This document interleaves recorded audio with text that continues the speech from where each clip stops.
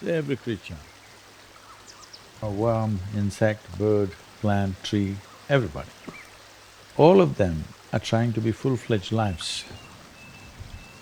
If one sees what's happening beneath the earth in terms of the root systems, it is an enormous effort for a plant or a tree to become a full-fledged tree. Well, an apple tree is not trying to be an oak tree, but an apple tree wants to be a full-fledged apple tree. That effort is on in every life. So is it in human beings. But the problem with humanity is just this, that for every other creature, nature has drawn two lines. Within these two lines, they live and die. So their idea of full-fledged is hitting the ceiling of their life. But if a human being hits a ceiling, he gets frustrated and miserable because nature, this process of evolution has delivered to us to a place where there is only the bottom line, there is no top line, though some human beings are trying to breach the bottom line and go below that effort also is going on So essentially, what human life is when life was in the other forms of life that you see on the planet, nature determined a certain compulsive, instinctive ways of functioning. Once you become human, these lines have been removed. You can act consciously. That means what you call as human potential is not of any kind of measurable limit. It can go as far as you desire or as far as you have the courage to walk. So when we say human potential, unleashing human potential, it is not about reaching the peak, it is a trajectory. Because what our life is a combination of a certain amount of time and energy. Time is rolling away for all of us at the same pace. If you sit, it rolls away, if you sleep, it rolls away, if you do something, it goes away, if you don't do anything, it goes away. Time is running out for all of us. So it's only the energy that you can do different things with. If you bring your energies to a certain level of intensity and possibility, what somebody does in 10 years, you may do it in 1 year. This means if you live here for 100 years, it feels like in people's impact that you've created, it feels like you lived here for 1,000 years, simply because you have managed your life energies in a certain way.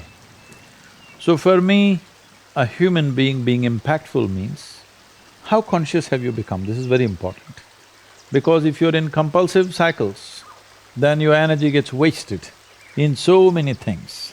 If you observe people in a day, let's take 24 hours, in that anyway most people by prescription in America they sleep for 8 hours So 8 hours means 1/3 of life is gone. In the remaining 2/3 they have to eat, they have to, shower, bathroom, this, that, all this, another 2-3 hours gone. So literally 50% of life is gone, daily basis. 50% of the time is gone in maintenance.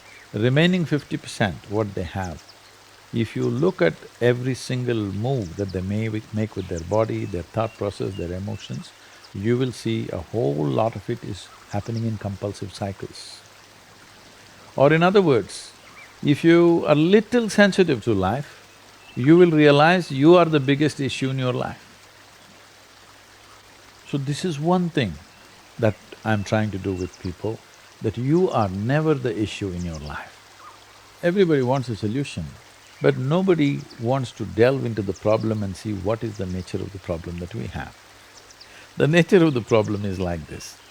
Why are we compulsive? What is it that's compulsive about us? Compulsion means we are going to the same place again and again. That means we're going in circles. The nature of physical existence in the universe is such, whether you take an atom, an individual atom, or the cosmic space, everything that's physical is always in cyclical movement. The atoms are doing their circles, the solar system is doing its stuff, the galaxies are doing their stuff, our own bodies are going through cycles. In fact, we are born because of the cycles in our mother's bodies. Entire physical nature is born out of cyclical movement. That means compulsiveness. So do not misunderstand compulsiveness as something bad, it's the basis of your existence. It is a good platform. But you're supposed to stand on the platform and act. Right now you have become the platform, so somebody else will dance on you. There is substantial medical and scientific evidence to show that only when you're in a pleasant state of experience, your body and your brain works at its best. There's no argument about that, there's enough evidence to show that. So whatever impact or success or reaching goals or growth or whatever you say, on one level in the physical world, it's about how well you harness your physiological and your psychological process, isn't it? Whether your body and mind works against you.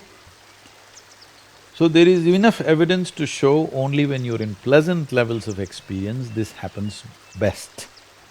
So obviously, joy is first, then growth. If you're joyful constantly and you have no fear of suffering because you understand all human experience comes from within you, and so you have managed to create the kind of experience that you want, now growth is possible, unbridled. If you have the fear of falling down and suffering, you will not go very high, isn't it? Many ways to look at it. One of the simplest ways to see it is, all human experience has a chemical basis to it. Right now, let us say you're joyful. If you look at your chemistry, it'll be in a certain way. Let's say you're miserable. If you check your chemistry, it'll be a completely different way.